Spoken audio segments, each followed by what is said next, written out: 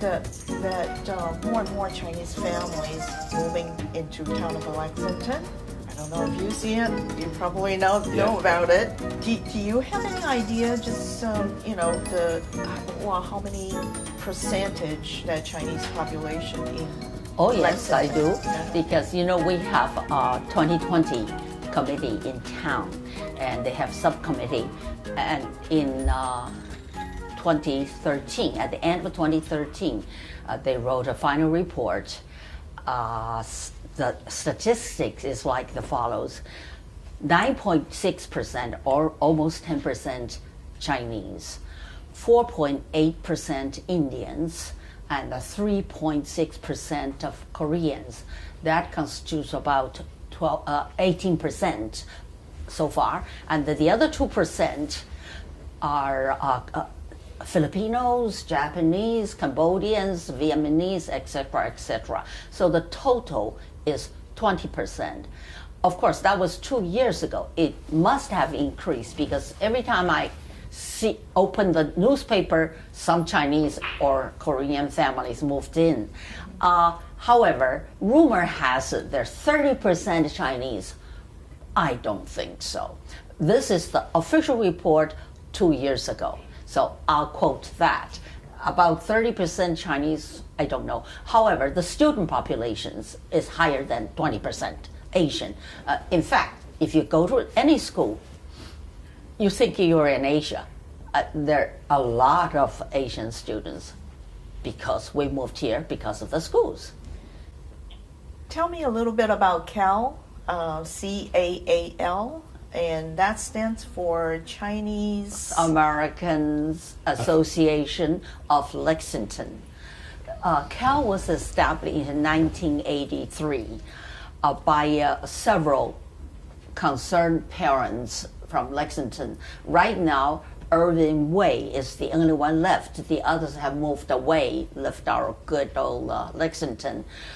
It was established, I think, mainly for two reasons. One could be social. The other one is we had a Chinese school, and for Chinese school to rent space from our schools, sometimes when there are a group of students running around using the classrooms on weekends, on Sundays, there could be damages and could be things. So there was a little friction. Kids come back Monday, say somebody touched my desk and all that. So I think they decided, let's have a group, and then let's see if we can negotiate with the school how we can improve the way we use it. For instance, after there was a little bit unhappiness among them, they assigned parents to walk the halls. We don't want little kids to run around, to use the bathroom and make it messy. So we did have some kind of police to do that. So that's how it get established. Also, I might add, that time, of course, the Chinese language could pay the town for use of it. But the town keep the money, does not give it back to the school. So the school says, we get all this problem on weekends, so forth, we don't get anything for it.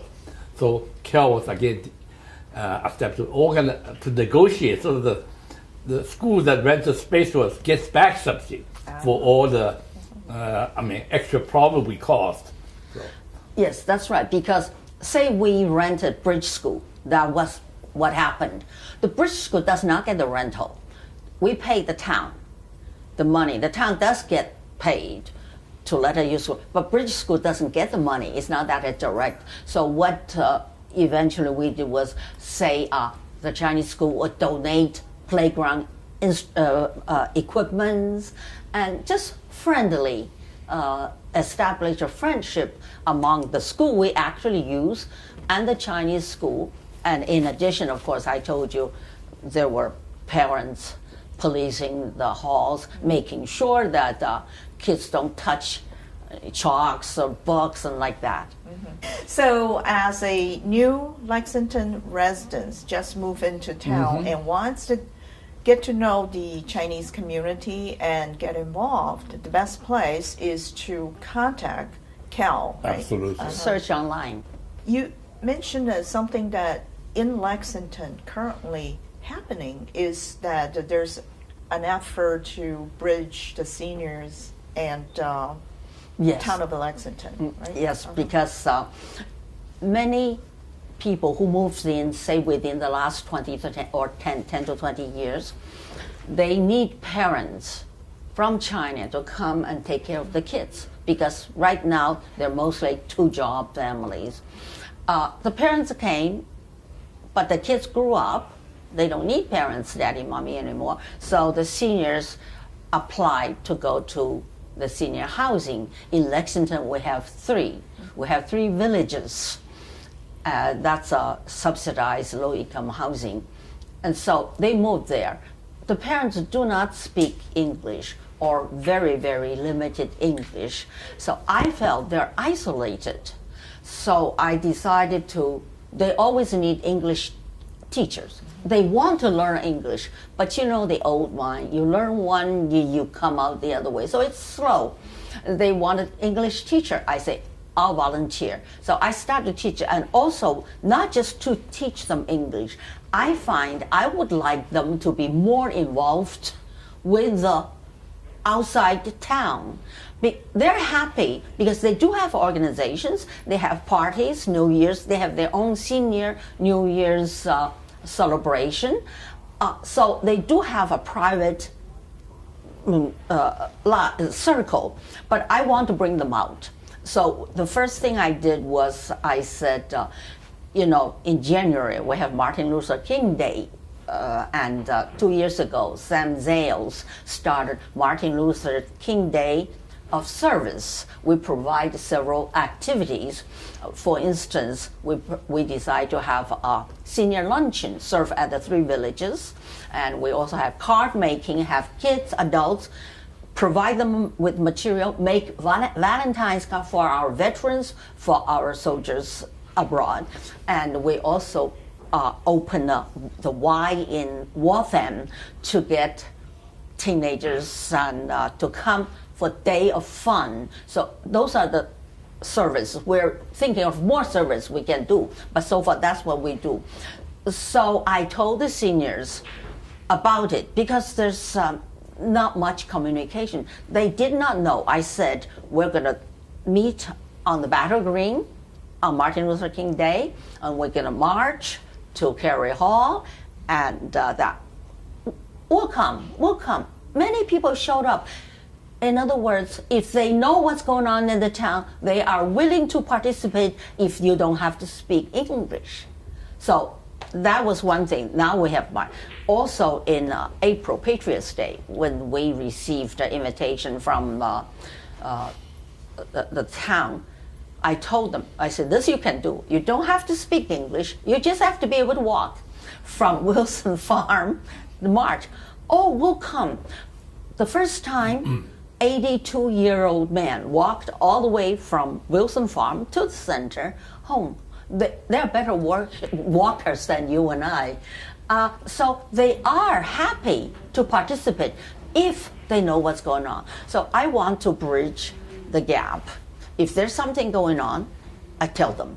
Tell me a little bit about Chinese community support town affairs. I understand back in 2000, you have led a effort to in the remodeling or renovation of the Carey Library.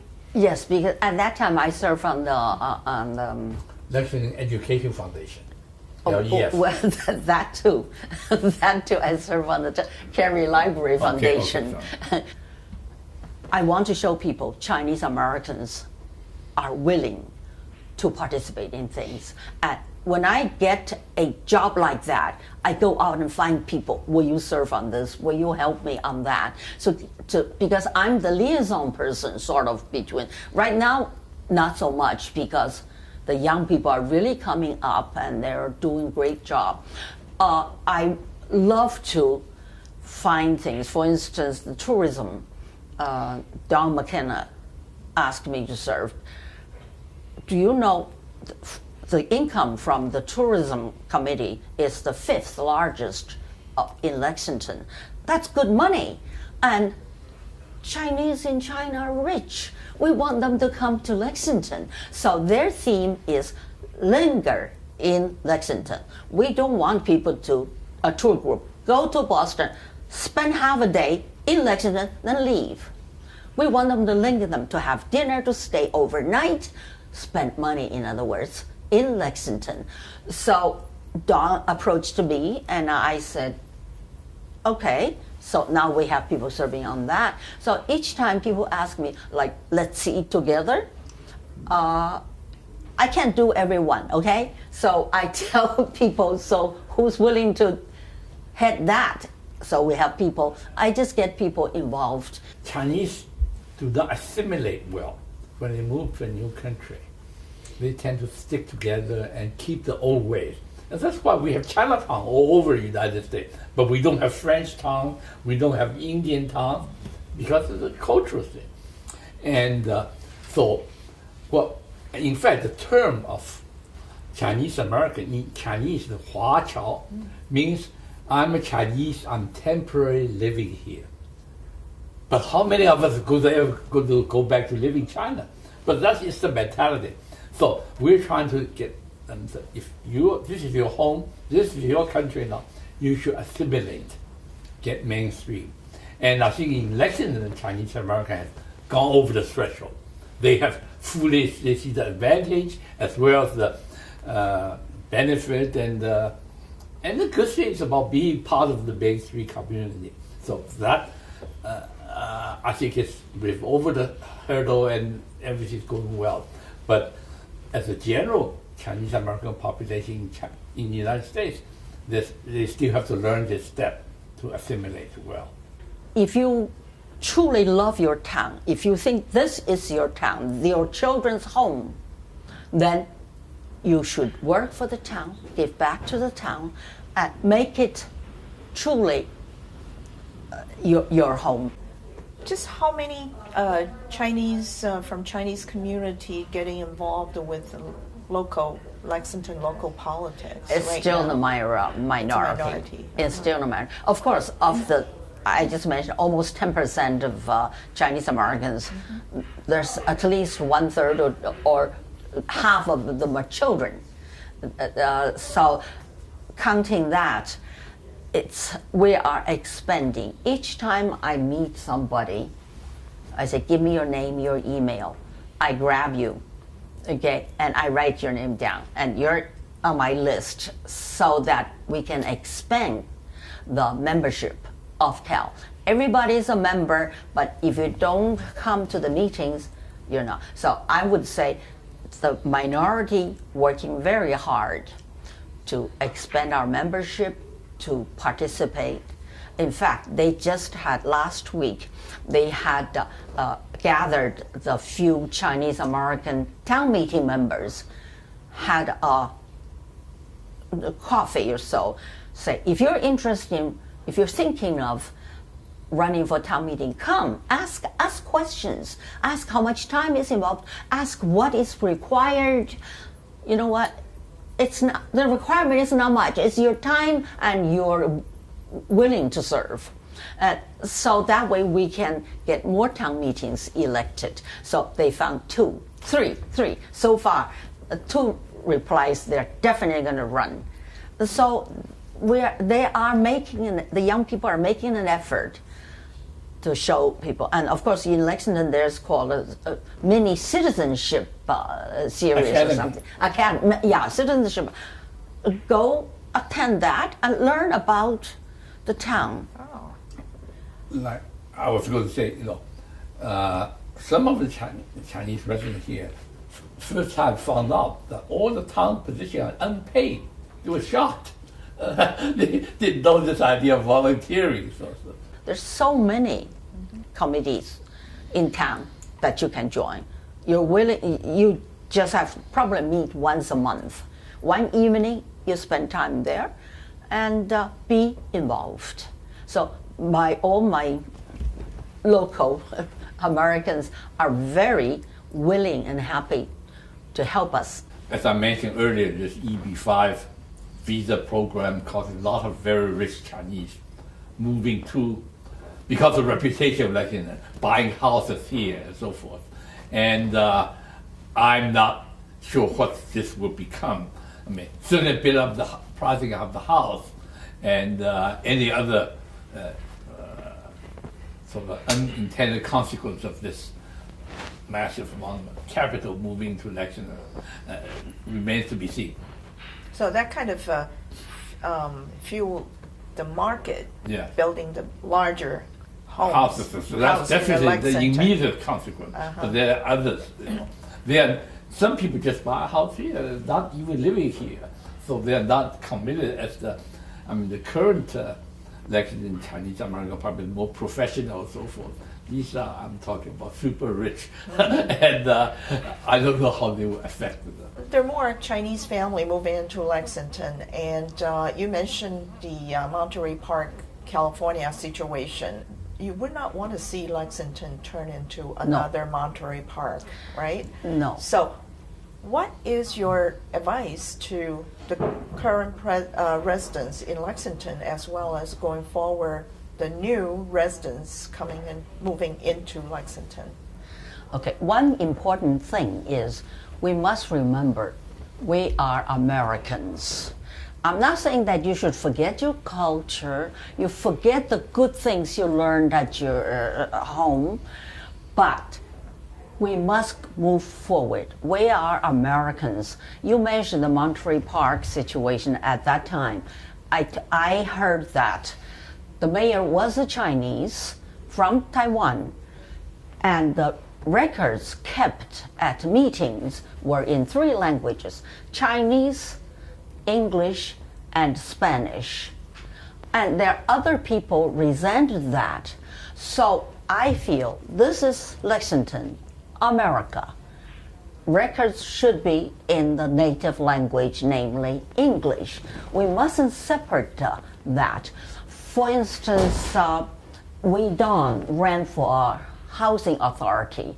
Some people says, "Oh, you're going to work for the Chinese." Wei Dong said, "No, I work for Lexingtonians. I am an official of the town, not just for Chinese Americans." So we have to feel that way. Whatever we do, it's for our town. My one word advice is, of course, to assimilate. And I will simply mention 2 things in a little bit more detail as my experience. The first, I've said it many, many times before, publicly and privately. As a minority, I wouldn't want to live anywhere else in the world except the United States, because it's the most open, inclusive society. Yeah, sure, there's discrimination and so forth, but as a minority, I choose to live in the United States, number 1. Number 2, volunteer is a little bit like a bank saving account. You always get back out more than you put in. But if you don't put anything in, you never get anything back out. So those are my 2 words for you, the immigrant Chinese to this country. And I must say, even though I talk about the super rich moving to here through the EB5 visa program, on this recent Lexington library renovation, they've all donated substantial sum to this. So for this, I'm very hopeful that they will become integrated into it. You know, we're doing quite well in Lexington in terms of getting involved. So one day, 2 young kids came from Winchester. They want us to tell them how we're doing in Lexington. So for the future, I'm thinking that perhaps we could get several towns together and we learn from one another how you do it in Winchester, how you do it in Andover or Acton. There are many Chinese in those communities too.